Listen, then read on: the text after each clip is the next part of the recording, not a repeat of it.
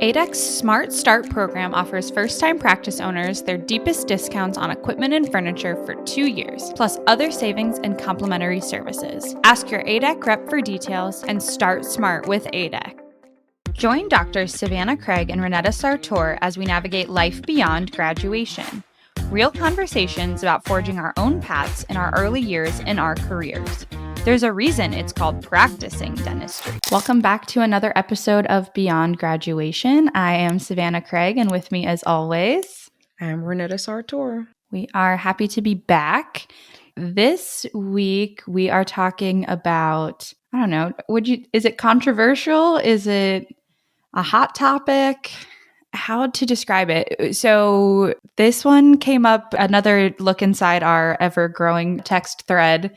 But this idea of dentistry, the way we present our like reworks or redo or treatment failures, all of these are various words to describe the differences in how we look at rework, redos in dentistry versus medicine, and how this has changed, this perspective changes over our career or personally day to day and hour to hour, how I'm feeling. But Ronnetta, share with us your thoughts. I think you've matured into a different perspective over your career. So, are you calling me old? Maybe just a little wise, mature, seasoned. This is a great topic, and I think part of what sprung it is I think you sent me a social media post. And it was a post in which a dentist was doing work on one tooth, and a tooth that they had spoke with the patient about right beside it broke during the process of taking the tooth out. And, the question was posed, do you charge for the work on a tooth that broke while the other tooth was coming out?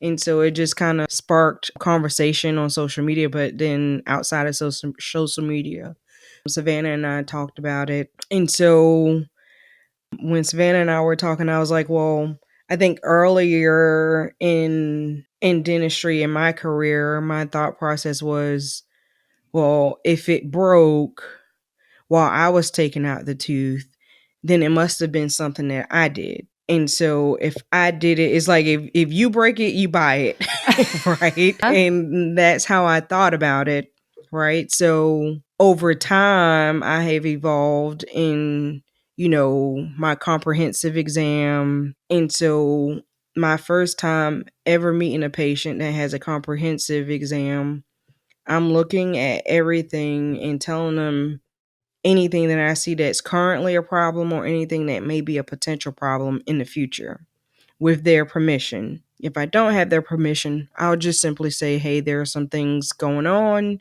in your mouth that has me concerned. Whenever you're ready to talk about it, I'm here and I'd love to have a conversation with you about it. And so early on, I like to plant the seeds that, okay, there are things going on that will need to be addressed in the future. And I think in doing so, now, if I have a tooth that had some issues, we're taking out a tooth, I think there would have by that point been multiple conversations or references to this tooth being at risk to where I would not feel like if I break it, I buy it, or feel that I broke it, to have to buy it, it will be more so a conversation. Okay, hey, we talked about this tooth, it's not looking good. We need to go ahead and move forward doing treatment on that tooth. Or, if the patient at that time doesn't want to, we talk about risks associated with no treatment either. What are your thoughts? Where are you right now? Are you the if I break it, I buy it right now? Probably lean more that way. I'm trying to get out of it. Couple of factors, I think, because I've been thinking about this a lot since we've been texting. I think the more dentistry I do, the more mouths I look at, the better I'm getting at seeing those potential problems and bringing it up. Or at least, like you said, planting the seed that there are other concerns brewing in these areas. So when I do that, I feel better about charging for treatment that is needed additionally. Sometimes you don't know what might happen to the tooth next door, and I think a lot of this is just because I'm so new to dentistry, you don't always know the possibilities. So that's one reason I think I'm more prone to try to smooth things over. To play sort of devil's advocate, we are in just a world of Google reviews and litigation. And as a society, we're more prone to, I don't know if anger is the right word, but blame maybe. It's hard for some people to take responsibility and trying to give that responsibility to the patient and not to you. Sometimes, honestly, I'm just like, I just don't want to deal with the potential repercussions, and I will eat the whatever lab cost of this crown and my time to smooth it over. And maybe that's not the right perspective to have, but there are, then that's what I mean by day to day, it changes and different patients and different things like that. But genuinely, there are times where just like, whatever, I'll just do it. And it's probably not always the right answer, but sometimes I just want it to be over. Yeah, I think it's time and place too, right? Yeah. I think the more, the in your words, the more old or more seasoned I get in the profession, the more I learn the importance of over communicating with our patient. Absolutely. So if during that comprehensive exam, or let's just say it's a limited exam, and a patient comes in on one day just for an extraction, Yep. and I look around and I see that there's a lot of recession, there's a lot of decays, a lot of stuff. I plant the seed then. But let's just say you mentioned a crown remake or something like that, right? Right. Let's just say that, patient came in before the crown was needed, and we see there's a lot of erosion in the mouth. We see that they have dry mouth. We see that they're on a whole lot of medications and all these things. We're going to have a discussion about, okay, here are all of the things that's putting you at higher caries risk. Here are some of the things that we could do to mitigate it. And as you know, there may be some situations where it's an uphill battle and we may never be able to help with the xerostomia that's medication induced. All we can do is try to slow it down. Yeah. I think that's a discussion that should be had with the patient. And if that crown that's needed on that tooth fails, the patient should have some accountability in that too, if that makes sense. Like Absolutely. it's more so like making a transition now. Don't get me wrong, there are some situations where I'm like you, okay, I'm going to honor my work. If Yeah. a crown broke and it's because I under reduced, that's on me. Sure. Yeah, I'm going to remake it. Right. Or, hey, this margin isn't as good as I want. We're sending it back to the lab. Right. Or if, I do a composite restoration and I'm in hygiene and I see that I don't like how the margin looks or there's an air bubble in it, I'm going to redo it at no charge to the patient. Apologize to them, tell them all I need is their time and I will make it right. But if it's a situation like what we talked about, a lot of it is the more you over communicate, the more, not that you won't have any pushback, but I think it becomes less of a thing because when things happen, patients remember, oh yeah, I remember you told me that. Or I know in a previous episode, we talked about documentation. Yep.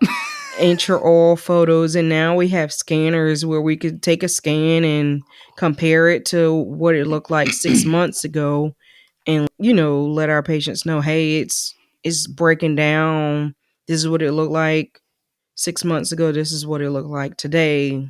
We need to do something.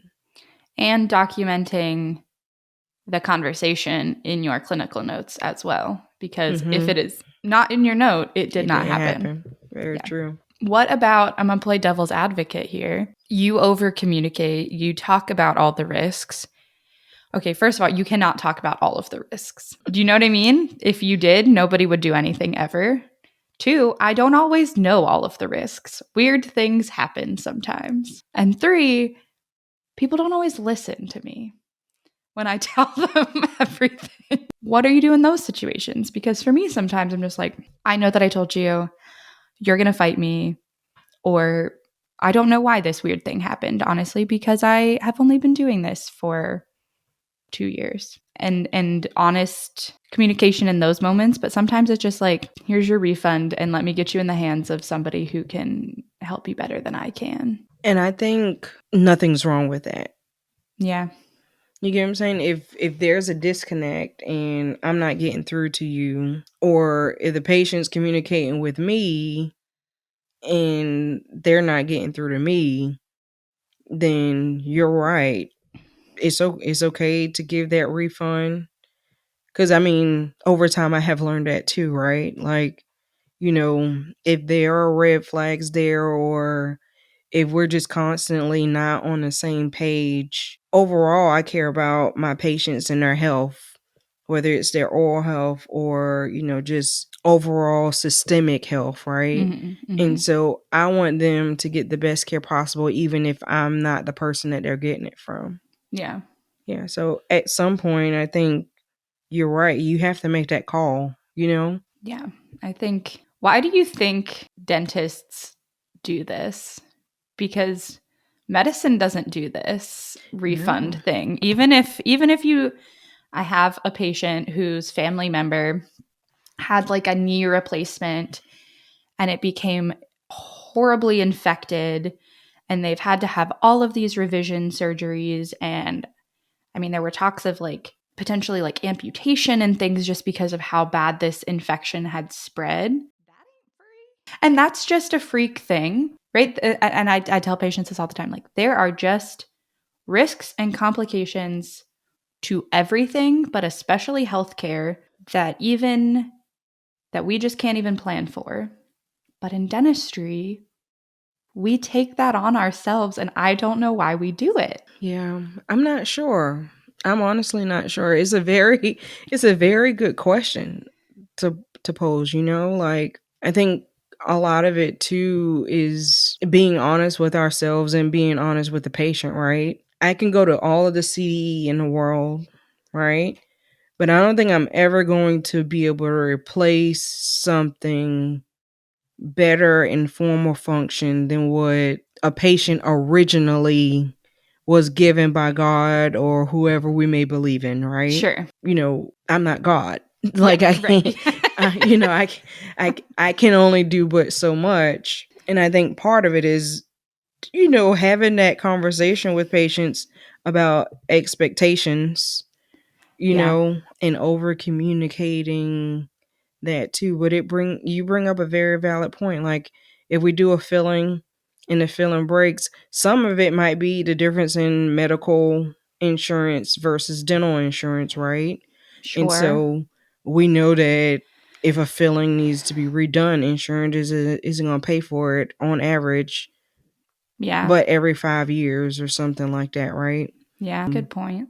And so it could be that as dentists, we're like, we want to honor our work and we just eat that cost, Oh, I wonder if part of it too is just, I don't know if education is the right word, or the public, if you need a hip replacement, right? But you don't always know that you need a crown. Yeah, I think you bring up a very, And so I don't very, know very good and important point. I think it's value, right? Yeah. If I'm in so much pain that I cannot walk, that's greater value than me getting a crown put on a tooth. Right. Because I'm likely still, for the most part, able to eat, right? Right. I'm able to function still. So I think a lot of it is, I think we still live in a time where oral health is not valued as much as like systemic by society.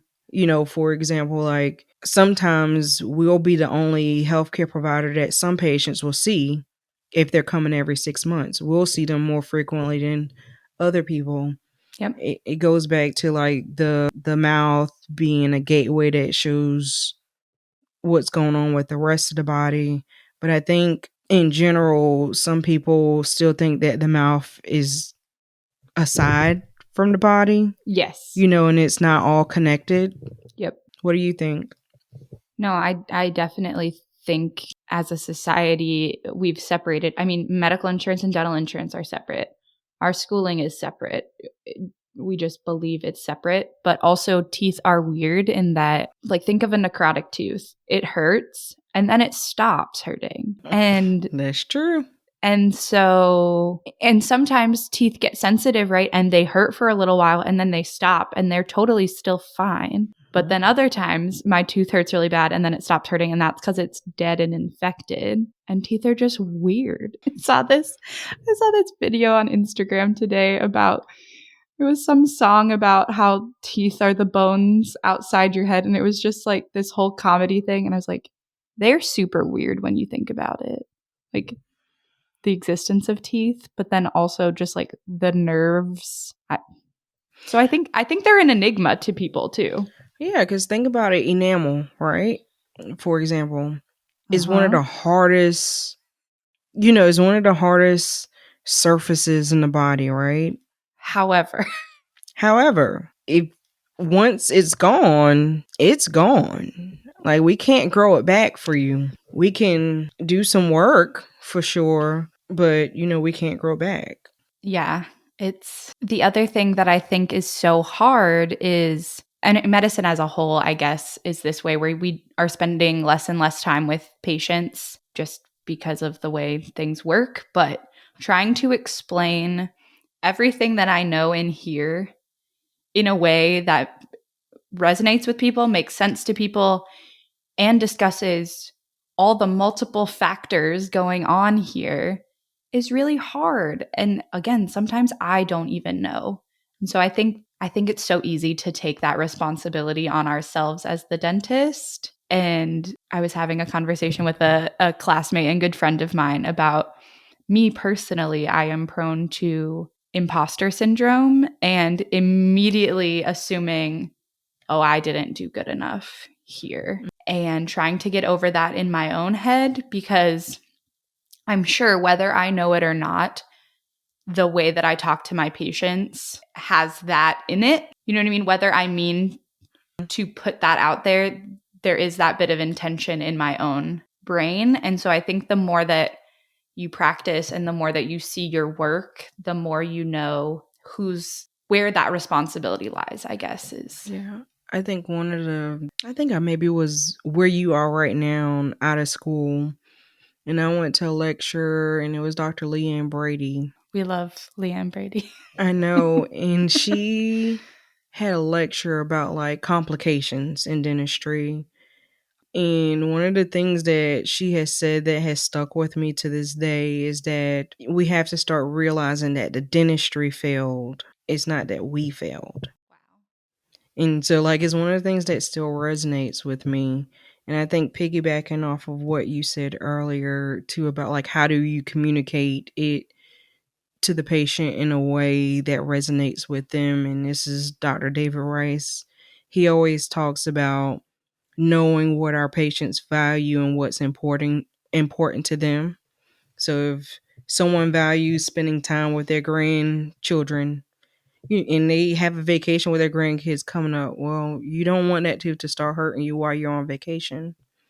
Let's try to get it taken care of so that you can spend the time that you want with your grandkids. And it's not saying that in a way that makes someone feel bad for not doing treatment, but it just says it in a way of that makes them think, oh, you know what, I do value that, and I don't want to have to call you to hope that you could get to me when I'm in crisis, if that makes sense. Absolutely. I don't know, this is a really good topic. We could probably talk about it all day, really. Absolutely. Yeah, I would love comments and thoughts from people, because I do think this is a hot topic in dentistry, and it's definitely a situational thing as well. Like, I don't think you could blanket and say I never. Yeah, I definitely can't say that. I definitely can't say that I never, because I think certain situations, I would, and I would honor certain things. But I think it has been something, it has to be something where I'm like, yeah, I can see that. Yeah. But I'm going to tattoo the dentistry failed, you didn't fail across my forehead. I think we all need to, though, because we take it personal. I think we should circle back to that at some point, because I do wonder what in our like dental education or whatever put that into us. But we could talk about this forever. So friends, let us know your thoughts on this topic and what you do in your office and when. And yeah, the dentistry failed. You didn't fail. Until next time. Thank you for joining us for this episode of Beyond Graduation.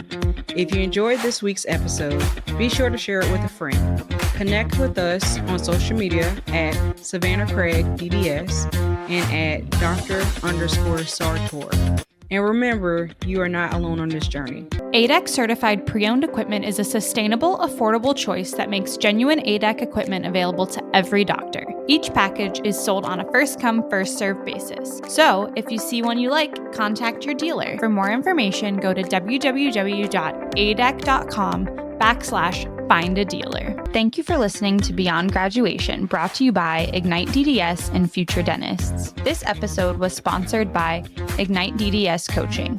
We build self-determined futures.